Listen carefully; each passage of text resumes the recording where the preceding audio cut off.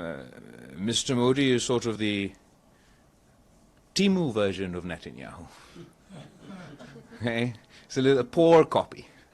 And we call upon the Indian government to not be inspired by the worst examples possible. We pride ourselves, we in Pakistan pride ourselves that we're the heirs of the Indus Valley civilization. Thank you so much, Abdul Hamid Sayam. Nice to see you again. I'm from Arabic Daily, Al-Quds Al-Arabi. Have you traced any involvement of Israeli military and Israeli drone in the attack on Pakistan? There are some reports say that immediately Israel, of course, they declared their support to India, but have you traced any weapons coming from Israel? And do you have another question also? Yeah, it's related to it. Don't you see also that India is copying what Israel is doing in the occupied West Bank by allowing the settlers to take over the land?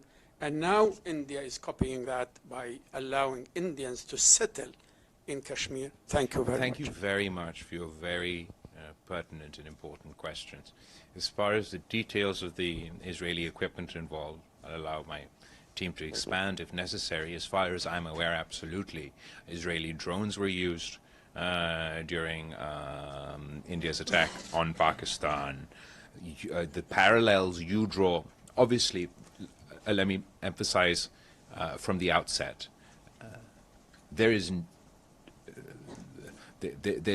no meaningful comparison that I can make between the plight of the Palestinians and the plight of Pakistan, and the plight of Kashmir. What we're seeing in Gaza, what we're seeing in Palestine is uniquely outrageous, inhumane, and condemnable in all shapes, forms, and terms. Having said that, there are certain parallels that can be drawn. The actions of the Indian government post-2019 to do with the imposing demographic changes within Kashmir does draw parallels between what the settler program within the West Bank. As far as being inspired, India being inspired by the Israeli government, unfortunately it's being inspired in all the wrong ways. Its conduct outside of international law, its violation of international governments, the United Nations Charter, the arrogance with which it thought it could get away with this, that you can just scream terrorism and it justifies that you can attack any Muslim country at whim. It's based on these building of precedents that we've seen over time, be it in the context of the Iraq War, and obviously the actions within Gaza recently have inspired some of the actions by the Indian government.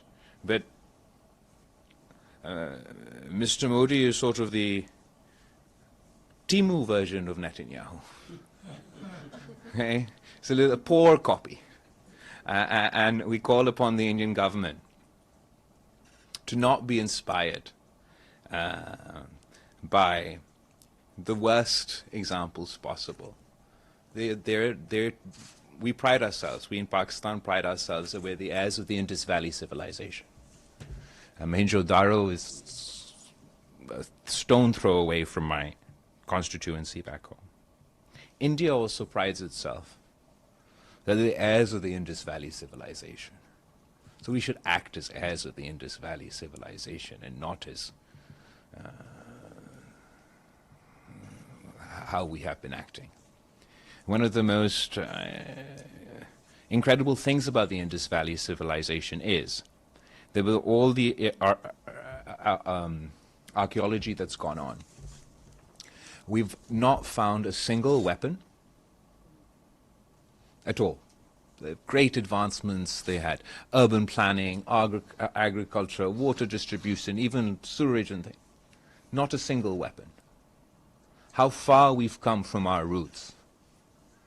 That an Indus Valley civilization, which didn't have a single weapon, is now armed to the teeth. I think that Prime Minister Modi must decide. He has two paths to follow before him. He could pursue the path of peace and be a true heir of the Indus Valley civilization. Or he could pursue another path, a path that we've been warning about, we've been seeing for some time, where Mr. Modi started off as being perceived as the butcher of Gujarat. He went on to become the butcher of Kashmir, and he aspires to be the butcher of the Indus Valley civilization with his assault on the Indus Water Treaty. It is of utmost importance, and I have full faith, that whatever the Indian government says, the people of India, majority of the people of India are peace-loving people. They want peace with Pakistan. The majority of people in my country want peace. So my delegation will be pursuing those aspirations of our people. Thank you. Yes. Thank you. Dilek Kaya, İhlas News Agency. Considering India's rather provocative approach, do you fear tensions from flaring up again in the near future? What do you think can prevent such a possibility? I think absolutely your question is very legitimate. While we do have a ceasefire on the one hand, and we have one party saying we want to engage in dialogue and diplomacy, we have the other party who says this is not a ceasefire, this is a pause. That is making one aggressive statement after another. The most recent statement that Mr. Modi made was that a specific message to the youth of Pakistan, that eat bread or you can eat my bullet. That doesn't sound like a man of peace. Having said that, I would like to differentiate between his public posturing and what I believe is in the interest of our two countries. Obviously, we've all come here and engaged on this mission with the hopes that by engaging international partners, just as they convinced Mr. Modi to agree to a ceasefire, they perhaps can convince the Modi government to agree to a comprehensive dialogue. And if we do engage in a comprehensive dialogue, that is the only viable path, not only to peace, but actually for us to solve our issues. There's no military solution to Kashmir. There's no military solution to terrorism. There shouldn't be a military solution to our water dispute. So that's the only worthwhile path to follow. Mr. Nasser. Yes, sir. It's not a question, it's just a clarification. When you said that Pakistan shot down 6 Indian aircraft and they offload their payload as well. So you were talking about the location. What was the location of the, hold on one second, sir. Can you elaborate about the location of the shot down plane? I mean, to my understanding, it was like in a territory of Pakistan. Because no, they're not in the territory. They weren't. Just we were part of Pakistan. First of all, as far as it took India.